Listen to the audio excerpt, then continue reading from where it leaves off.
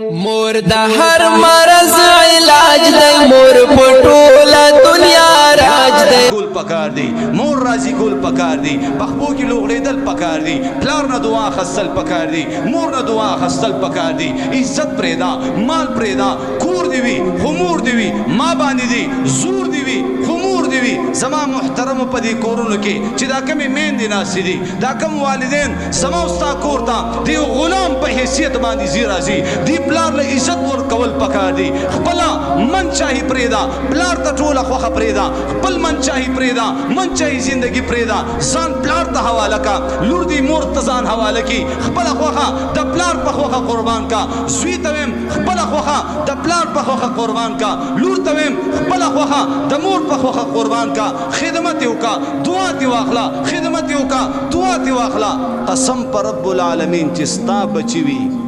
ستا بچي دنیا ته راځي دا بچی به تا نظارو قربانیږي او تا به په دې سر ګرځوي ورنه یاد ساته زما محترمو یو کس خپل پلار رانیولی و ګریوان نه او کور کې ورله خړه غرې ورکړې وي او ښې وهلی و او بیا پلار یې بهر ته راویستی و او د بهر علاقې چې کم دیوالونه دي هغه دیوالونو سره پلار له دا مرۍ داسې کړی و او دیوال سره او پلار یې دا سر نه دی دا سر یې وله د دیواله وهلو داسې پلار له دا سر د دې دیواله وهلو زمونږ یو مولانا صاحب د هغې د خلاصولو دپاره ډېر کوششونه وکړو خو بدبخته داسې وال وله ورکړه دې پلار له چې ډېر بې انتهایي وال یې وله ورکړو پلار یې ډېر خراب دراب کو ګاونډیان یې راغه مولانا صاحب ته وایي مولانا صاحب خفه کېږه مه دی پلار خپل پلار هم په دې ځای باندې دې دیوال سره زما عزتمندو چاقولی او ډغرې ورکړې وي نن دې بچي چې کم دی دا خپل پلار هم په هغه ځای باندې همغه شان لک یو سکان او زما محترمو د دیوال نه ولا دا سر والو نن پما سبا پتا نن پما سبا پتا نن پتا سبا پما نن پلار دی مور دی ضعیف شول کمزوري شول عمر یې وهلو سپینګیري شول خدمت ضرورت دی زما عزتمندو که تاسو ورله نه کوئ خو مرګ دې را بشي خو دا ذلت او رسوایي دا سبا پتا را روانه ده دا ذهن کې کېده ښه چې ګلونه اولې بره نه به ګلونه راځي چې خاورې اولې بره نه به خاورې راځي نو هغه پلار یې وایي مولانا صاحب نور خفه نه یم وایي چې زوی مې کور ته رادننه شو وایي زما انګورینو ته زوی مې ویل چې بار مې موله داسې ډغرې ورکړې وه دیوال مې موله دا سر والو وایي هغه انګورینې راپسې په خندا شولې دغه خبرې ماله ډېر زور راکړو دغې خبرو ماله ډېر زور راکړو چې کور کې ښځو هم راپسې وخندل دا زما کم پلار د جنت دروازه ده مور جنت دی دا زما عزتمندو او بیا دې ته سوچ وکړه جنت بهترین ځای دی جنت اعلی ځای دی د جنت نوم اورېدلو سره مسلمان خوشحالیږي مسلمان عبادتونه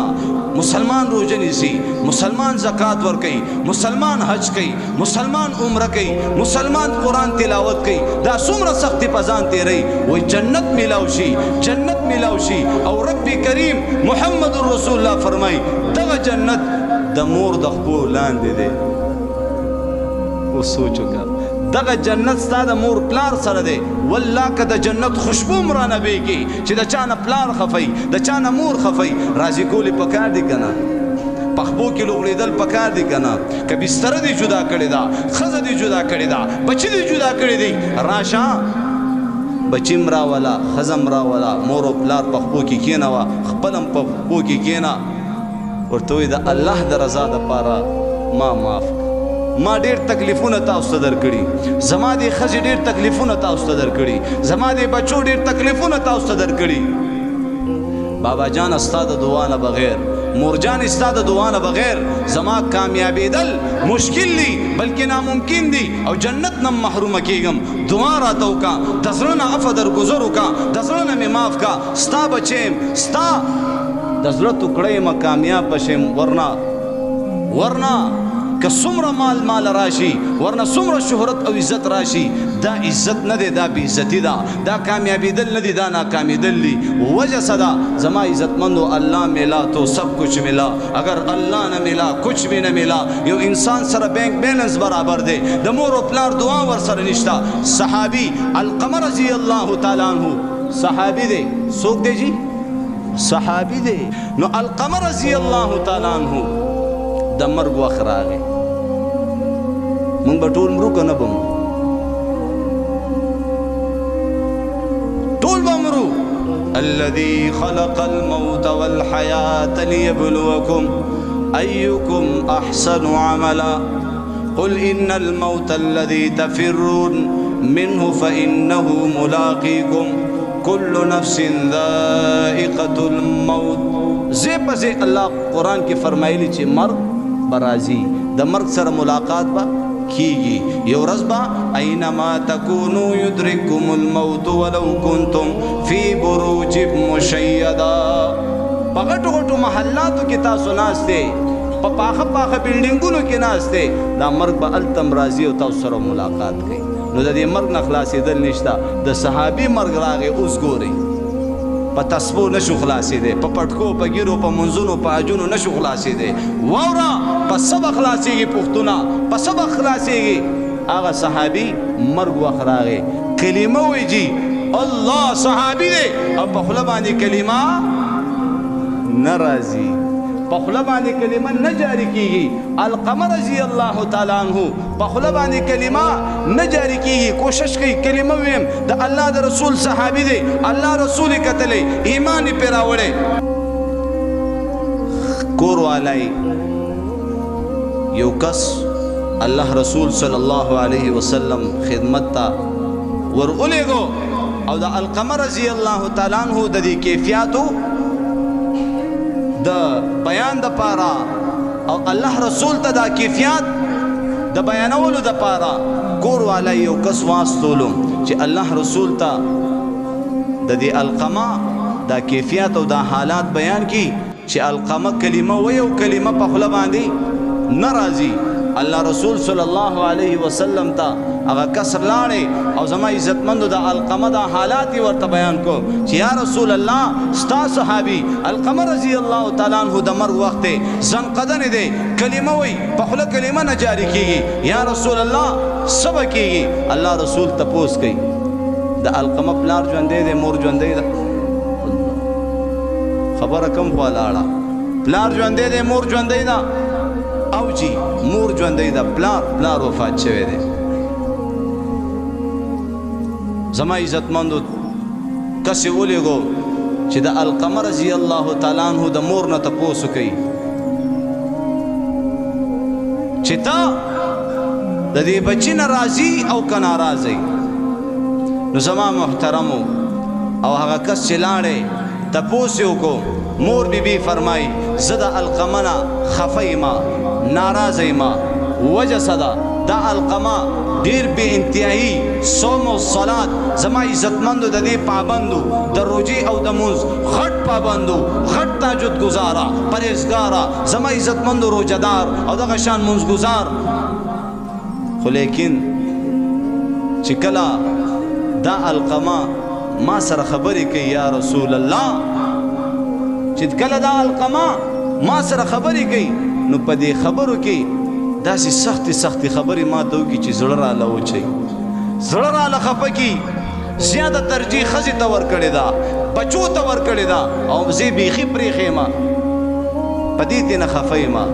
زما محترمو هغه مور بی راله علقمه رضی الله تعالی عنہ متعلق الله رسول فرمای چې دې علقمه نه راضي که ناراضي و یا رسول الله ناراضي الله رسول ورته فرمای دا علقمه معاف کا دا علقمه معاف کا او د زړه نه معاف کا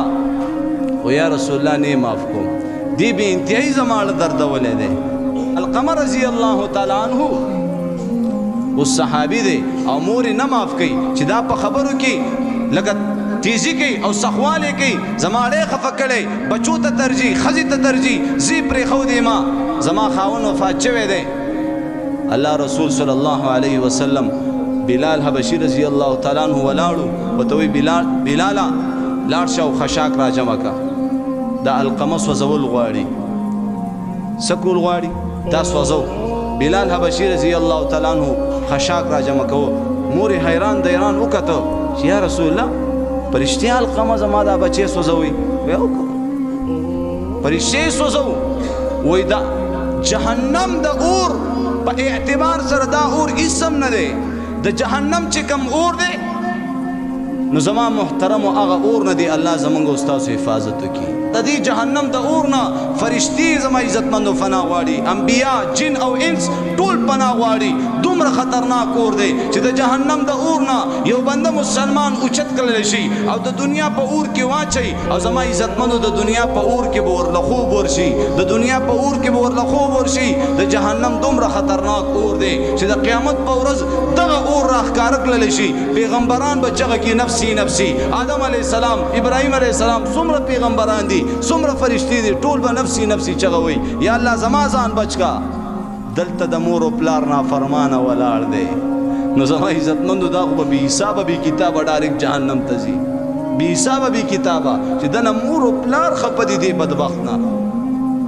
نو الله رسول ورته دا وفرمیل چې دا ته نه معاف کېږه نه د دې اور نه یریږي قسم بالله دا بچی دی مرګ سره سیده جهنم اور ته دی چې صحابي ولې نه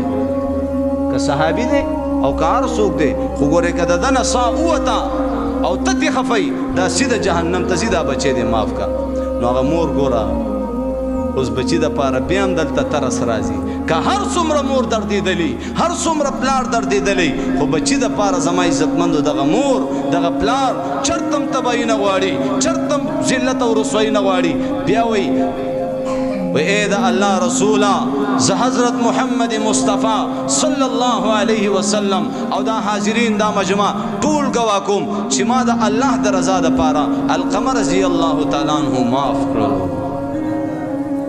اللہ رسول چی کل دا خبر واوری دا چی القمه معاف کو یو کسی ورش دا القمه حالات کیفیات مال راوڑا چی القمه سنگ دے چی اغلاڑو زما محترمو ویکتا واپس راغے و یا رسول اللہ القمر رضی اللہ تعالیٰ عنہ پا خلا باندی کلمہ طیبہ جاری شوی دا او ټول حاضرین او التا چی سمر گنا ورطا ولاڑوا ټول ویلی چی القمہ دا شہادت کلمہ ویلا وفات شلو پا خلا باندی کلمہ جاری شولا صحابی پا خلا باندی کلمہ راغ للا او زما عزتمندو دا ایمان پا حالاتو کی دا دنیا نلاڑے